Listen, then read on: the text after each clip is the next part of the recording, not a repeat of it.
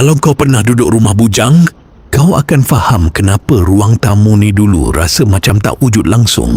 Masa aku tinggal seorang dulu, ruang tamu rumah memang sangat ringkas. Ada TV, mungkin satu meja kecil, dan selebihnya ruang tu kosong. Bila balik kerja, aku cuma duduk sekejap tengok rancangan apa yang ada. Lepas tu masuk bilik. Ruang tamu tu rasa macam sekadar ruang laluan. Bukan tempat untuk benar-benar duduk lama. Ruang tamu tu nampak luas tapi kosong. Kadang bila tengok sekeliling, terasa macam ada sesuatu yang tak lengkap. Walaupun sebenarnya rumah tu dah cukup selesa untuk seorang bujang. Bila kehidupan berubah dan rumah tu mula didiami berdua, barulah aku perasan satu perkara yang menarik.